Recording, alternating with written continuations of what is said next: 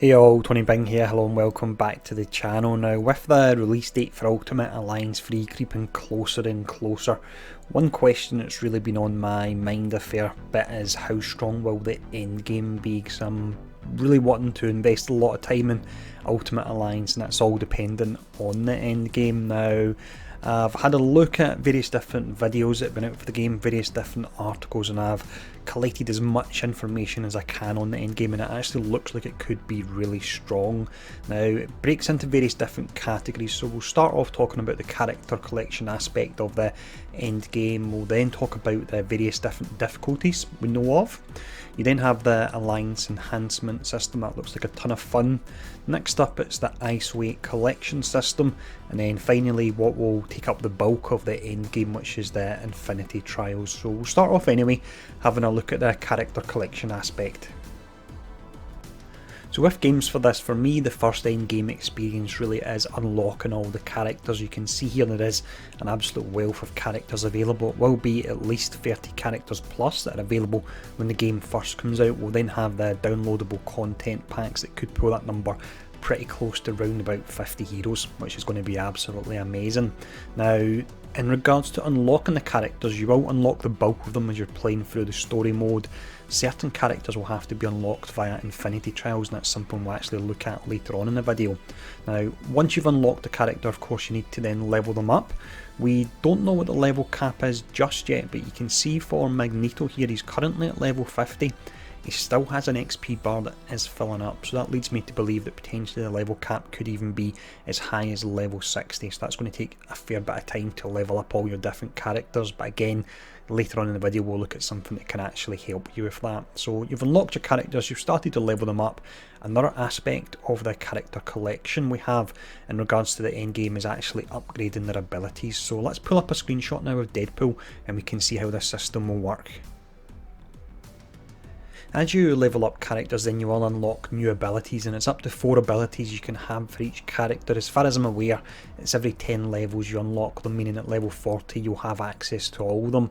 So we can see we've got the 4 abilities for Deadpool here. The one part of customization you can do is you can actually change which button they're assigned to, so that way if you're playing lots of different characters you can try and assign similar skills to the same button, so it makes it easier to swap between them. But for Deadpool here, we've got one of the abilities selected. You can see it tells us about the attack type, the damage, the energy point usage, the synergy trait, and then finally the stagger. So the stagger is a gauge that bosses will have, and once you actually run this down they're staggered and you can quickly get in all your attacks. Now, in regards to upgrading the abilities, which is definitely something you'll need to look to do if you want to get to the real end game, you've got this rank up bonus you can see. So you get 3 different bonuses available for the highlighted skills. So the first one, and you'll use ability points which you get from playing the character in order to unlock these, but the first one, it reduces the energy point cost. You then have the next upgrade here. This will increase the attack damage on the skill, and then finally you have an increased damage to the stagger gauge on this particular skill as well. So leveling up all the abilities and unlocking them is going to take a fair bit of time, but it's going to be a whole lot of fun doing that.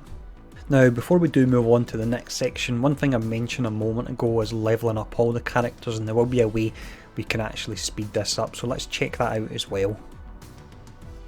So the way the leveling works is that you only actually gain XP on characters that you're playing as. So if you have certain ones you really don't like the playstyle of, they will languish when it comes in regards to the level, but there is a way around that should you need that particular character and their playstyle for an Infinity Trial. So when you're playing the game, and also when you're completing Infinity Trials, you can get XP cubes, and these can be used to level up your heroes. So you can see we have 5 different variants here, and they all offer different amounts. So you've got your small XP cubes, your solid, your enhanced, your cosmic, and then your ultimate as well. So these are ones that personally I think I'll hold on to them as long as I can, and that way if later on in the game I unlock a particularly exciting hero, I can then go straight in and just ramp up their power levels straight away. Now, that's all the character collection aspect in regards to leveling the characters and their skills, and it does look like it will take a fair amount of time to do that. So next up we'll have a look at the different difficulties that will be available in the game. So we don't have a great deal of information in regards to the difficulty of the game, but what we have found out will extend the endgame to an extent. So firstly, from a Game Informer article, we're aware that there will be two difficulties in the game. The first one is friendly for casual players, the second one is mighty for players looking for more of a challenge. Now, when you actually complete the game for the first time, it will unlock a third difficulty. Not quite sure what it will be called, but when you unlock this difficulty, the challenges in the game of course will be harder, but as a result of that, you will get better rewards as well. So that's what we know in regards to difficulty. Let's now have a look at the alliance enhancement system, and this looks really interesting. The alliance enhancement system is one that's very similar to the system that was available in Marvel Heroes Omega, known as the Mega system, or if you've played Final Fantasy X, the skill tree setup is very similar to that. So it's a way of universally increasing the stats on all of your characters, and you can do that through the gold you get in the game, which is used to unlock the nodes, and also through the alliance enhancement points which you can get as you're playing the game as well. Now there are 6 trees in total, and these actually tie in with the 6 different stats that are available on characters, and each node will boost the individual stat in lots of quite interesting ways. So before we go in and look at the actual tree, let's check out the 6 stats that it would boost first. So we can see the 6 different stats up the top right of the screen here. The purple one relates to strength, you then have the red one which is vitality, the orange one is mastery, that's tied in with the power of your abilities. We then have resistance, which is yellow one, durability is green, and then finally the blue stat is energy, and that will give you actual power in order to actually use your abilities. So that's the different stats. Let's now have a look at the trees within the alliance enhancement system and how these stats can be boosted. With this system then, it looks like it will start off in the central multicoloured node, and this offers really just basic increases to your stats, so you've not got any interesting modifiers just yet. So you'll start to work your way out. Once you unlock a node, it then allows you to unlock a further out node, so you keep pushing your way out to the ones that really offer you the best bonuses. Now you can see you've got 6 of the different stats all within this central one. The one we have highlighted at the moment is a blue stat, which is energy, and all it's actually offering at this point is just increased energy. So pretty simple there, but if you keep pushing out, you can then actually get the more interesting upgrades. Now we don't unfortunately have any screenshots of the energy upgrades, but we do have some information on the other 5. So the first one we'll look at will be the durability upgrades. The durability tree then is all about providing extra resilience and survivability to your characters. So from the nodes we've managed to see, you've got one that will reduce damage whilst you're guarding, you've got one that can give increased durability stat, you then have one that offers decreased damage from certain damage types, that could be the likes of piercing or melee, and also there's a way that when your health is low you can get a bonus to your extreme gauge refresh rate, how quickly it actually fills up there. Now that's the durability stat. The next one we'll look at will be the resistance. So this tree here looks to provide a mixture of survivability and also damage as well. So it looks like it's quite heavily stacked in regards to the durability stat. You also have the option of getting decreased damage from fire, ice and shock attacks, and you can actually increase the damage of your own elemental attacks as well. The one we specifically seen in the video would have been the shock attack, that you can increase that there. So the next one we look at is the orange one. This is a mastery, and this is tied in with your abilities. This tree then will relate to your mastery stat, but we don't know a great deal about it because we've only seen this one tooltip here, which is elemental charge time extension. So with this, it increases the duration of elemental charge buffs by 1 second. Now the next one we'll look at is a red tree. This is vitality. This tree here is tied into your health then. In this particular upgrade, and it's the only one we've seen so far, you would increase your vitality, which I imagine in turn will actually increase your health pool as well. Now the next one we'll look at, this is the final one, this will be the strength tree.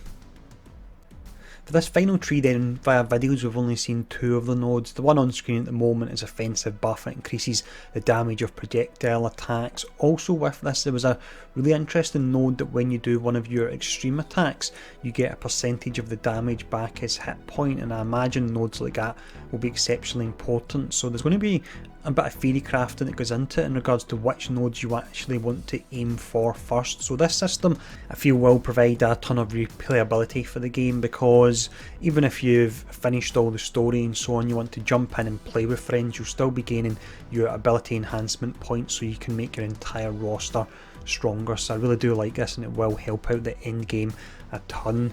Now, next up we'll have a look at the ISO 8 collection system, and this looks to be really quite interesting as well.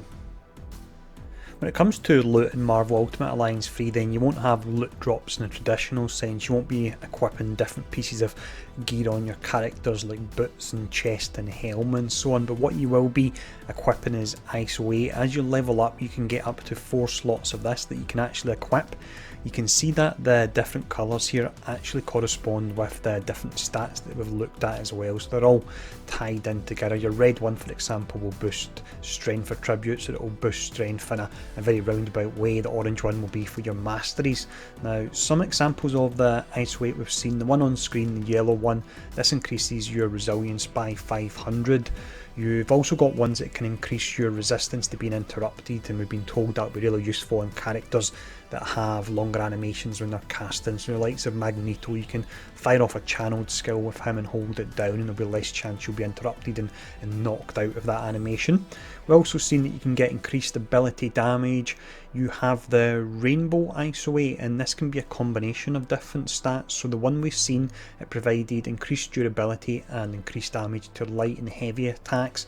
And then finally, a quite interesting one we seen as well was an ISO 8 that added shock damage to your attacks when you drop below 25% health. So another very interesting system, and one that will keep you playing, because these will drop as you defeat bosses. If you defeat harder bosses, you'll get better ISO 8, and what you can actually do within a lab is you can actually dismantle ISO 8 and you can combine it to make stronger versions as well. So you're really going to be playing for a long time trying to find that perfect set of ISO 8 so you can do a very specific build on a character to potentially beat an Infinity Trial. And on the subject of Infinity Trials, let's check them out now.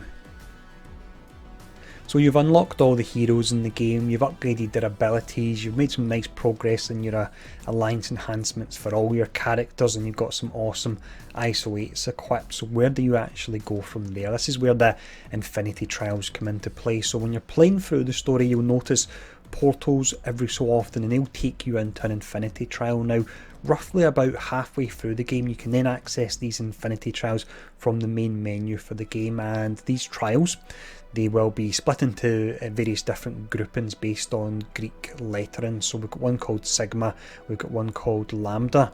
Now with this, when you complete a particular trial, it will then unlock the next trial, and the trials will get harder and harder, but as they're getting harder, you actually get better and more interesting rewards from them. The trials can actually vary in what they are. From the Game Informer article, we were told one could be defeat X amount of enemies, whereas the next one could be you have to actually take on a boss, and that's the footage we're actually showing off at the moment. But you'll take on a boss and you need to take him down within a set number of time, and you can get a star rating between 1 and 3 depending on your performance, and the more stars you get, the more you actually unlock. So let's actually jump in and see what you can unlock here. So this screen here appears to be taken potentially from mid-game, because you can see that it's a level 30 Electra boss node you go up against, so I presume that will mean you'll require characters in that level range as well. Now reward wise, we can actually see within the nodes there are quite a few costumes. So you can get a costume for Spidey, Hulk, Captain America. You can unlock Electra as an additional character.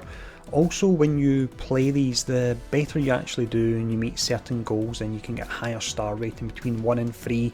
You can see on the left hand side here that if you're able to 3-star all of them, then you can get up to 3 additional costumes. In this instance, it would be another costume for Black Widow, Captain Marvel, and then Electra as well there. So these do really look like they're a ton of fun. Now, also what we've seen with these is we showed off some gameplay of the Infinity Trial featuring Kingpin. This was a mid-level Infinity Trial, but we actually had an enhanced extreme version of it as well. So I'll bring up gameplay footage for this now so you can see it.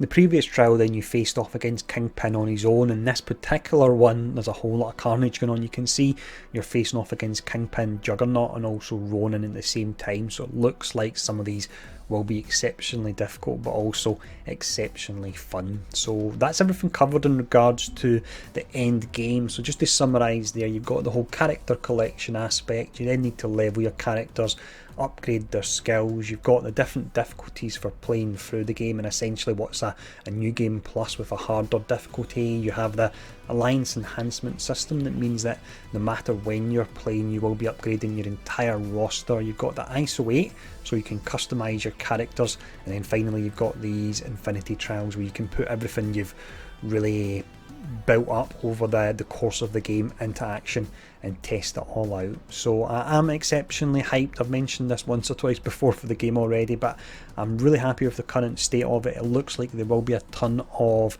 endgame available, and that means there'll be a ton of content on this channel. So if you have enjoyed this video, make sure to hit the like button, make sure to subscribe, feel free to share the video, and finally leave a comment below. And thanks for tuning in, and I'll see you all again soon.